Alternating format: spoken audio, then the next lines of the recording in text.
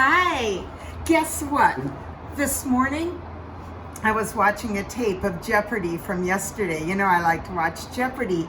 And one of the questions was in children's literature, what is the name of the book that said, I think I can, I think I can? And I said to Tim, oh my, they're talking about the little engine that could. I need to do that for my next story.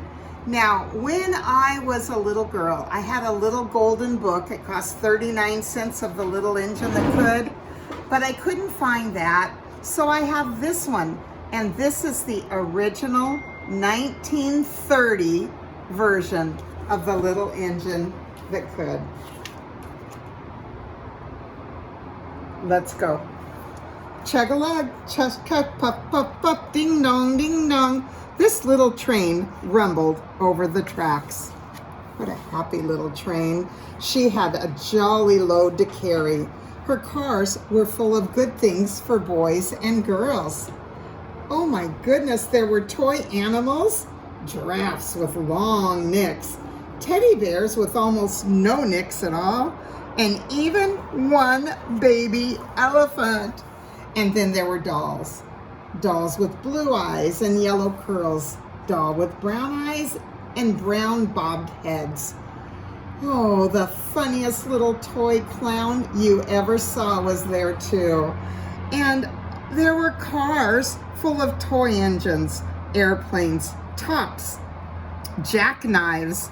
Oh my goodness. You know what? Back in the 1930s, all the boys carried knives. I bet you're not packing a knife, but boy, they sure were in the 30s. And every kind of thing that a boy or girl could want. But that was not all. Some of the cars were filled with all sorts of good things for boys and girls to eat. Oranges, apples, bottles of milk. Look at this. This is how milk came back in the 1930s in glass bottles.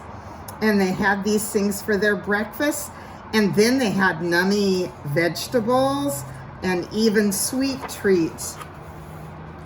The little train was carrying all these wonderful things to the good little girls and boys that were on the other side of the mountain. So she puffed along merrily. Then all of a sudden she stopped with a jerk. Oh my, what happened? She could not go another inch. She tried and she tried, but her wheels would not turn. What happened? What were all those good little girls and boys on the other side of the mountain going to do without these wonderful toys to play with and that good food to eat? But here comes a shiny new engine, said that funny little clown. He jumped out of the train. Let's ask him to help us. So the dolls and toys all cried out together, please, shiny new engine, we have broke down. Will you not take us to the good little girls and boys on the other side of the mountain? They won't have any toys if you don't help us. And that shiny engine snorted. I pull you? I am a passenger engine. I have just carried a fine big train over the mountain with more cars than you could ever dream of. My train had sleeping cars with comfortable berths and a dining car where people had good food, and parlor cars in which people would just sit in armchairs and look out of the big glass windows. Well, I pull the likes of you? Indeed not. And off he steamed to the roundabout where engines live when they are not busy. How sad the little train and all the boys and girls and toys all felt. And then the little clown called out, the passenger engine is not the only one in the world. Here comes another engine. He's a great, big, strong one. Let us ask him to help us. The little toy clown waved his flag again, and that big, strong engine came to a stop. Please, oh please, big engine, cried all the dolls and toys together. Won't you please take our train over the mountain? And that engine our engine is broken down and the good little boys and girls will not get to have any toys to play with or any good food to eat unless you help us." Well, the big, strong engine bellowed, "I am a freight engine. I have just pulled a great big train filled with great big machines over the mountain. These machines are important. They carry books for people and newspapers for grown-ups to read. I am a very important engine indeed, and I would never, ever pull the likes of you." And that freight engine puffed off indignantly to the roundhouse where trains go to sleep at night. The little train and all the dolls and toys were feeling very sad. "Cheer up," said the little toy clown. "The freight engine is not the only one in the world. Here comes another. Well, he looks so old and tired, but our train is little and perhaps he can help us." So that little toy clown waved his flag and this dingy, rusty, old engine stopped. "Please, kind engine, you're so kind," all the dolls and toys said. "Won't you please pull our train over the mountain? Our engine is broken down and the boys and girls on the other side won't have any toys to play with unless you help us." But that rusty old engine sighed. "I am tired. I must rest my weary wheels. I cannot pull even a little train like yours over the mountain. I cannot. I cannot." And off he rumbled to the roundhouse, chugging, "I cannot. I cannot. I cannot." Oh, indeed. The little train was very, very sad, and the dolls and toys all looked ready to cry. But the little clown called out and said, "Here is another engine coming. It's a little blue engine. Maybe she will help us." Now that very little engine came chugging merrily along. And when she saw the toy clown's flag, she stopped quickly. "What is the matter, my friends?" she asked in a very kind voice.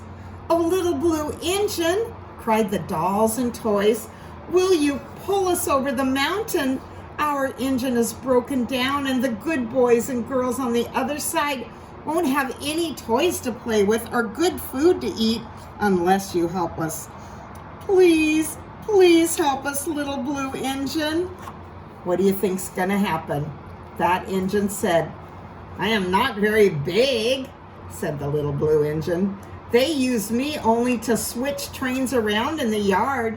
I've actually never gone over the mountain, and I've never pulled a big train.